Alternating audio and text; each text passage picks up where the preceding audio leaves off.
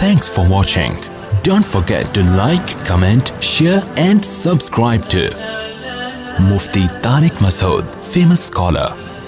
ایک بوڑھے آدمی تھے نیو کراچی میں. جب میں مسجد میں امامت کیا کرتا تھا, یہ 2004 کی بات ہوگی, 4 یا 5 کی. تو ایک بوڑھے آدمی تھے, 60 سال ان کی عمر ہوگی. وہ مجھ سے ملنے کے لیے آئے.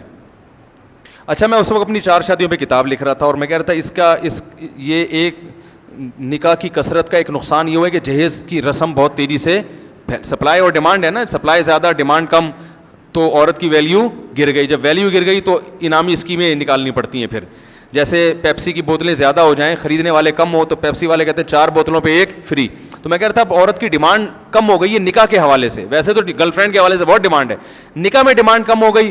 تو اب لڑکی کا باپ کہتا ہے بھائی بیٹی سے شادی کر لو, double bed free, fridge free, الماری فری. تو یہ انعامی پیکج ہے. تو اس کا حل یہ ہے کہ ڈیمانڈ بڑھا دو سپلائی کے مقابلے میں. ہر آدمی جب زیادہ نکاح کرے گا تو پھر عورتیں کم پڑ جائیں گی. کیا خیال ہے؟ پھر عورت کی ڈیمانڈ کیا ہو؟ گرل فرینڈ کے لیے تو بندوں کو لڑکیاں ملیں گی نہیں, کیونکہ جب ان کو اچھے اچھے میاں مل رہے ہیں تو وہ پاگل ہیں کہ کسی کو بوائے فرینڈ بنائیں. وہ کہیں گے بھائی یہ تو وفا کرے گا, میاں وفا کرتا ہے نا, بوائے فرینڈ تھوڑی وفا کرتا ہے.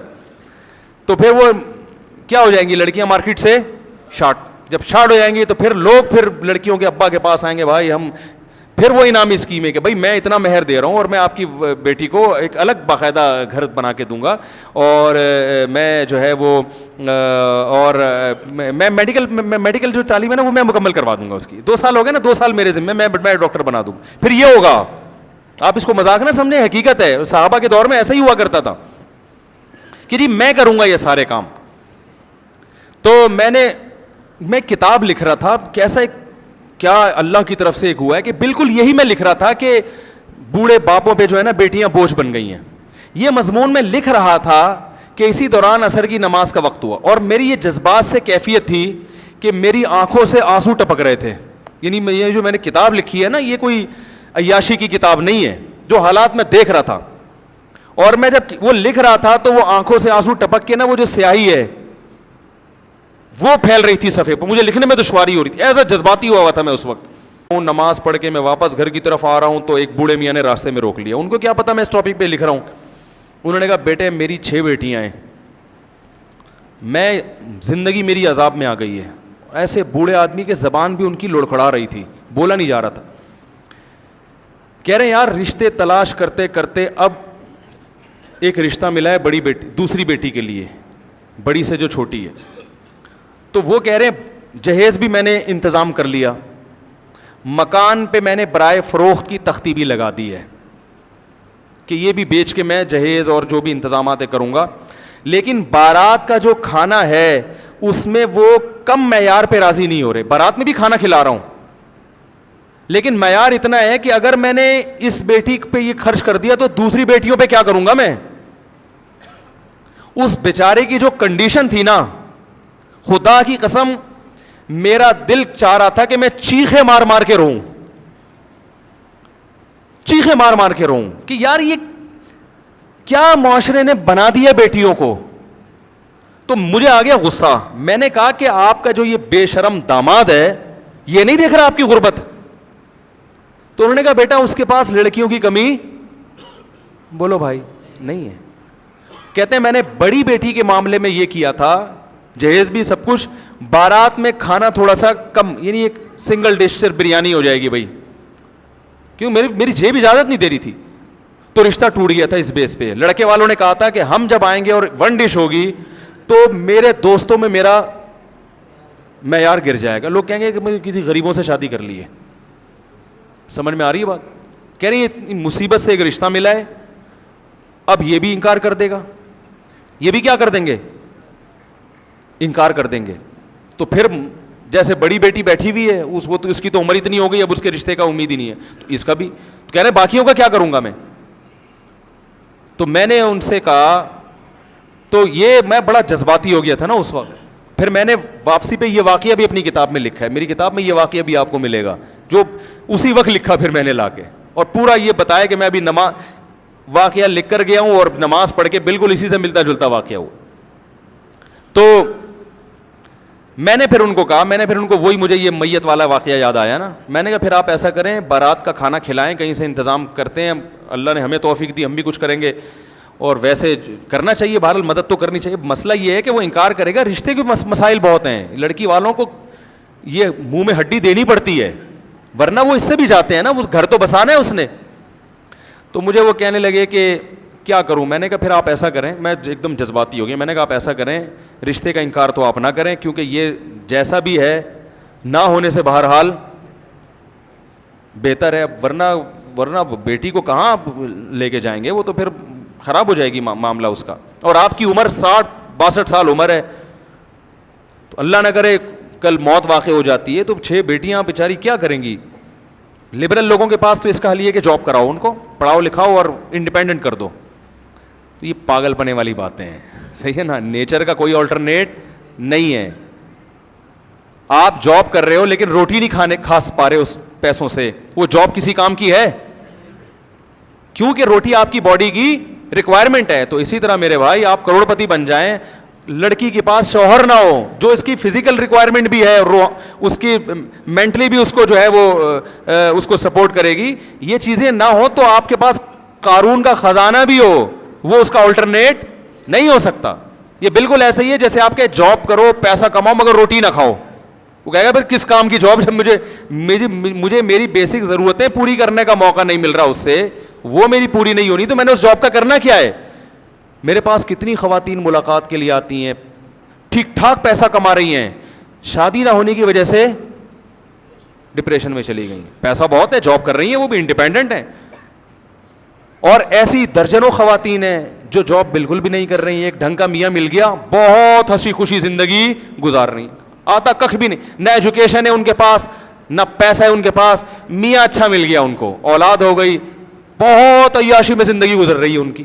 تو اس سے وہ لڑکی اچھی ہے کہ نہیں ہے, کہ جو کچھ بھی نہیں آتا تھا اس کو میاں اچھا مل گیا. تو اس لیے عورت کی پہلی ضرورت ہے اس کے لیے اچھے میوں کا انتظام کرو, صحیح ہے نا, باقی چیزیں بعد میں ہیں. تو خیر جلدی سے بات مکمل کر کے بیان ختم کرتا ہوں. تو میں نے پھر بوڑھے بزرگ سے کہا, میں نے کہا دیکھیں آپ ایسا کریں, پھر مجھے یہ میت والا واقعہ یاد آ گیا, میں نے کہا آپ انتظام کریں, آپ ایک بہترین سا جتنی ڈشیں وہ کہہ رہے کم وقت منوس معذرت اتنی ڈشیں آپ بنوائیں, اور آپ یہ کریں کہ اول تو بارات اسلام میں ہے ہی نہیں نا, بارات کا کھانا ہی نہیں ہے. نبی صلی اللہ علیہ وسلم نے تو 4 بیٹیوں کی شادی کی, ایک کھجور کا دانہ بھی کسی کو نہیں کھلایا, اپنی جتنی شادیاں کی ہیں ولیمہ کیا ہے. تو اسلام میں شادی کا کھانا بھی کون کرتا ہے, لڑکا کرتا ہے, مرد کے ذمہ ہے, ولیمہ ہے, بارات کا لفظ ہی نہیں ہے اسلام میں, بلکہ نکاح کی محفل میں چند لوگ آ جائیں اور وہ نکاح کے بعد وہیں سے پتلی گلی سے نکل جائیں, اگلے دن سارے لڑکے کے گھر پہنچ جائیں, وہاں بارات لے کے جائیں, پوری 4 W11 لے کے جائیں آپ وہاں پہ. مرد کا ہے خرچہ, بیٹی پہ خرچہ نہیں ہے نا, باپ پہ خرچہ ہے. لیکن اب وہ نہیں کرتے تو رشتہ ٹوٹتا. پھر کہتے ہیں اگر اسی طرح چلی گئی تو ساری زندگی تانے دے کے مار دیں گے, تیرے باپ نے کھلایا کیا ہمیں. وہ پھر سسرال میں بچی پہ ظلم ہوتا ہے. تو میں نے کہا پھر آپ ایسا کریں, آپ تمبو شمبو کا انتظام کریں, اور پھر وہاں بہترین کھانا وانا پکوائیں, قرضے لے کے مکان بیچ کے, اور جب کھانا شروع ہونے والا ہو, صحیح ہے نا, جیسے ہی لوگوں کے منہ میں نوالا, اور آپ کے جو ہونے والا داماد ہے اس کے منہ میں جیسے ہی وہ لقمہ جانے لگے, آپ ایک دم کیا کریں, اسٹاپ, لوگوں تھوڑی دیر کے لیے رک جاؤ. لوگ بولیں گے کیا ہو گیا بھائی, مسئلہ کیا ہے, کوئی کھانے میں خدا نخواستہ زہر ملا دیا ہے, کیا ہو گیا ہے. تو آپ بتائیں بھائی مسئلہ یہ ہے کہ ہمارے نبی سے زیادہ سخی دنیا میں کوئی نہیں ہو سکتا. انہوں نے تو 4 بیٹیوں کی شادی کی, ایک کھجور کا دانہ بھی نہیں کھلایا. یہ تو ہندوؤں سے بارات کی رسم آئی ہے, ہم تو مسلمان ہیں. اب بتاؤ جس آدمی کے 6 بیٹیاں ہوں, وہ ایک بیٹی پہ 2.5-3 لاکھ کے کھانے کھلا کے تو پوری پراپرٹی تو گئی, اور ایک دن میں اڑا دی اس نے. مہمان آئے, بوٹیاں کھا کے چلے گئے, 1 ہفتے بعد ان کو یاد بھی نہیں رہتا کہ دعوت میں کس نے کیا کھلایا تھا. تو یہ جو بیڑا غرق کیا جا رہا ہے بوڑھے باپوں کا, بیٹیوں کے بے شرم داماد جو بیڑا غرق کر رہے ہیں, کیا یہ سمجھ میں آنے والی بات ہے؟ تو سب میں نے کہا جیسے ابراہیم علیہ السلام نے کہا تھا نا, انہوں نے پوچھا تھا کہ یہ ہمارے بتوں کا حشر نشر کس نے کیا, تو ابراہیم علیہ السلام نے فوراً کہہ دیا یہ بڑے والے نے کیا ہے. تو فوراً ان کے ایک دم ان کی جو کیفیت ہوئی, انہوں نے کہا یار ہم تو بڑی بیوقوف ہیں کہ ایسے کی عبادت کر رہے ہیں جو یہ بتا ہی نہیں سکتا کہ ہمیں مارا کس نے. ابراہیم علیہ السلام نے کہا ان سے پوچھ لو کس نے مارا ہے. تو ان کے دل میں آیا اُفِّل لکم, یعنی ان کے دل میں فوراً کیا آیا کہ قرآن کہتا ہے ان کے دل میں فوراً احساس ندامت ہوا کہ یار یہ تو یعنی ہم ایسوں کی عبادت کر رہے ہیں جو اپنے قاتل کا پتہ نہیں بتا سکتے کہ ہمیں کس نے مارا, کس نے ہمارے ساتھ یہ ظلم کیا, جو یہ نہیں کر سکتا ہماری مدد کہاں سے کرے گا. تو میں نے کہا جب آپ ان کو بولیں گے کہ بھائی یہ جو میں نے سارا انتظام کیا ہے قرضے لے لے کے کیا ہے, اور کل تمہارے بھی بیٹیاں ہوں گی, اور یہ اگر بچیوں کے باپوں پہ یہ تم ظلم کرو گے تو بتاؤ کیا یہ ظلم کی شریعت اجازت دیتی ہے؟ جس رسول کا تم کلمہ پڑھتے ہو انہوں نے اجازت دی ہے, یا یہ کوئی عقل میں آتا ہے؟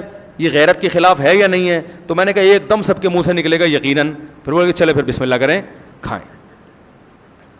انہوں نے کہا بیٹا یار کیسے مشورے دے رہے ہو. میں نے کہا اچھا چلو اتنی ہمت نہیں ہے تو ایک بورڈ لگا دیں, بارات کا کھانا جب کھلائیں نا تو ایک کیا لگا دیں, ایک بورڈ, اس پہ لکھ دیں کہ یہ کھانا اسلام میں نہیں ہے. علماء سے ہم نے سنا یہ غلط ہے اور یہ بچیوں کے باپوں پہ بوجھ ہے, تو میں تو مجبوری میں کھلا رہا ہوں اپنی بچی کے تحفظ کے لیے, مجبور ہوں کہ سسرال میں اس پہ ظلم نہ ہو, ورنہ یہ اسلام میں پسندیدہ نہیں ہے. اتنا بورڈ لگا دیں, کچھ تو تھوڑی سی تو شرم آئے گی کم وقت کو کھاتے ہوئے. ارے اتنے لاکھوں روپے خرچ کر رہے ہو تو اس کا اتنا معاوضہ تو لو کہ اس کو شرم تو آئے نا. تو انہوں نے یہ مجھ سے وعدہ کیا کہ میں کچھ تھوڑا بہت زیادہ تو کہہ رہے گاڑا نہیں کہ پھڈا نہ ہو جائے, تھوڑا سا لکھ کے انشاءاللہ لگاؤں گا. لیکن میں نے ایک دفعہ بیان میں پھڈا کروایا ہے. ایک دفعہ کہیں ہم بیٹھے ہوئے تھے, میں نے نکاح پڑھانا تو میں نے اسی وقت جہیز کے خلاف بیان شروع کر دیا, اور وہ دبا کے جہیز لے رہے تھے لڑکے والے. نکاح مجھ سے پڑھوانا تھا, ہم نے جہیز کے خلاف بول دیا. وہ لڑکے والے ایک ایک کر کے کھڑے ہو رہے ہیں, آپ کو ہم نے نکاح پڑھانے کے لیے بلایا ہے, تقریریں کرنے کے لیے نہیں بلایا. تو میں نے کہا یہ ان سے پوچھ لو, انہوں نے مجھے خود کہا تھا کہ تقریر بھی کرنی ہے. انہوں نے خود بولا. تو انہوں نے کہا پھر یہ کیسی باتیں کر رہے ہیں, آپ اپنا نکاح کے فضائل بیان کریں. میں نے کہا فضائل کی آپ کو ضرورت نہیں ہے, وہ پتہ ہے تبھی تو نکاح کیا ہے نا. اس طرح کی مجھے پوری ورڈنگ تو یاد نہیں ہے اپنی. تو میں نے کہا بس تمہیں مولوی اتنا اچھا لگتا ہے کہ جو جنازہ پڑھائے ہیں, بچے کے کان میں اذان دے اور دم درود کر لے, گھٹنے میں درد ہے, میری کھوپڑی میں درد ہو رہا ہے, میری ناک میں درد ہو رہا ہے, تھوڑا سا فاتحہ پڑھ کے پھونک لگا دے, اور تھوڑا سا جو ہے وہ تعویذ شاویز کا کچھ لکھ کے دے دے, گنجے کے سر پہ ہاتھ پھیر دے کہ شاید اللہ بال نکال دے اس کے, ہے بھائی. باقی تمہیں تو بھائی یہ چیز تمہیں قیامت, یہ اسلام تمہیں قیامت میں اللہ کے عذاب سے نہیں بچائے گا. سمجھ رہے ہو نا. تو اللہ تعالیٰ ہدایت. آپ بھی جب بارات کا بچیوں کی بارات میں مجبوری میں کھانا کھلائے کریں نا, تو ایک دفعہ میرے اس بیان کی ریکارڈنگ کم از کم سے چلا دیں, یہ والا واقعہ کھاتے ہوئے ہیں. جب وہ کھا رہے ہو نا تو کہیں یہ غیرت کے خلاف ہے بارات کی بوٹیاں. اچھا ایک بات یاد رکھو, فقہا نے بیان کیا ہے کہ جس کو ظلم کا خطرہ ہو اس کے لیے رشوت دینا جائز ہے, کیونکہ آپ نہیں دیں گے تو ظلم کرے گا نا, تو لینا تو حرام ہے, دینا جائز ہے. تو اس لیے پہ بارات کا کھانا بھی ہے. اگر آپ کو یہ خطرہ ہے کہ بچی, کیونکہ سب نے یہ تقریریں نہیں سنی ہوئی ہوتی, اور سنی ہوئی بھی سب نے ہوتی ہیں تو سمجھ میں نہیں آتی, اور سمجھ میں آ بھی جائیں تو سب اتنے نیک نہیں ہوتے کہ عمل بھی کریں. تو پھر یہ باپوں کی مجبوری بن چکی ہے کہ بچیوں کو رخصت کرتے ہیں تو وہ بارات یہ ٹوپی ڈرامے کرنے پڑتے ہیں. تو اگر خدا نہ خواستہ اتنا ڈر ہے کہ رشتہ ہی ٹوٹ جائے گا, بچی کا گھر ہی اجڑ جائے گا, تو پھر آپ بھی کھلا دیا کریں اس نیت سے کہ منہ میں ہڈی دے دینی چاہیے, ٹھیک ہے نا. کوئی زیادہ بھونک رہا ہو نا تو بھائی ایک تھوڑی سی بوٹی ڈال دو کہ چپ ہو جائے گا, جان چھوڑا ہماری.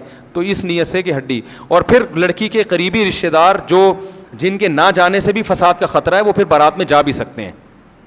بھائی لڑکی کے اب بارات کا بائیکاٹ کر کے, بھائی بارات کا بائیکاٹ کر کے بیٹھ گیا, بہن کی شادی ہے وہ بھائی نہیں جا رہا, تو پھر لڑکے والے بعض دفعہ وہ ان کو یہ تھوڑی سمجھ میں آتا ہے کہ وہ کہتے ہیں شاید ان کے تعلقات ٹھیک نہیں ہے اس کا. پھر تو ایسے موقع پر ہم لڑکی کے بھائیوں کو بھی گنجائش دیں, تمہاری بہن کی شادی ہے, تم تو مجبوراً جاؤ یار, مجبوری ہے نا. وہ پھر بڑا برا اثر پڑتا ہے سامنے والوں پر. تو ابا ہی شارٹ ہو گئے وراثت سے کہ یہ ناجائز ہے, میری بیوی کر رہی ہے مجبوری میں تو میں نہیں آؤں گا. تو داماد بولے گا یہ تو پتہ نہیں بیٹی کا باپ ہی مارکیٹ سے کیا ہے, تو وہ پھر اور غلط مطلب لیا جاتا ہے. تو پھر رشوت جیسے ظلم سے بچنے کے لیے دی جاتی ہے نا, تو پھر وہ اس حد تک ان رشتہ داروں کا جانا بھی اس کی بھی گنجائش ہوگی. سمجھ رہے ہیں, کیونکہ اس میں بعض لوگ غلو کرتے ہیں اور وہ کہتے ہیں بارات اسلام میں جب جائز نہیں ہے, ناجائز ہے, غلط ہے, تو وہ پھر اتنا بائیکاٹ کروا دیتے ہیں کہ وہ خود اس حالات سے گزرے نہیں ہوتے. نتیجہ یہ نکلتا ہے کہ پھر وہ بچیوں کی وہ طلاقیں ہو جاتی ہیں اور وہ رشتے ٹوٹ جاتے ہیں. پھر وہ جو ایک مصیبت سے گزرتی ہیں ان پھر دین سے دور ہو جاتی ہیں وہ. تو اس لیے بیلنس, ہر رسم کا بائیکاٹ بھی اتنا کرو جتنا تپڑ ہے, ٹھیک ہے نا. बसों के पीछे लिखा होता है ना, तप्पड़ है तो पास करो वरना बर्दाश्त करो। बाज़ दफ़ा हम जा रहे होते हैं गाड़ी में, पीछे आगे ट्रक होता है, वो साला ना इधर जा रहा है ना उधर जा रहा है, तो वो इतनी मुसीबत होती है कि उसको हम वो ओवरटेक भी नहीं कर सकते। तो उसके पीछे जब ये पढ़ते हैं ना, तप्पड़ है तो पास कर वरना तेरे पास बर्दाश्त के अलावा कोई ऑप्शन नहीं है, तो बड़ी तसल्ली हो जाती है, भाई हम क्या कर सकते हैं, हम नीचे से तो निकल नहीं सकते इसके, तो हम आराम से जा रहे होते।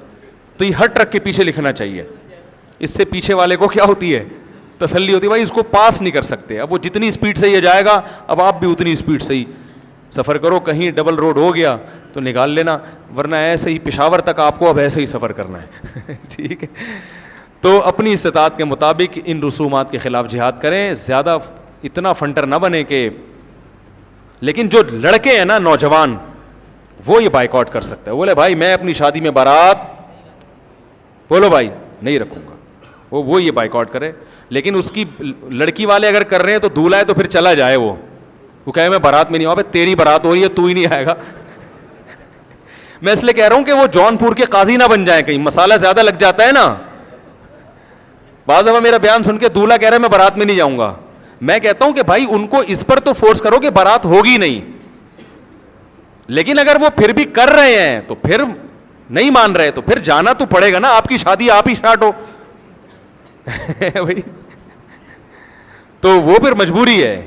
तो वो इसलिए कोई भी अमल करने से पहले ना उलमा से पूछ लिया करें कि इस पर मसला तो यही है, लेकिन इस पर अमल कैसे करना है।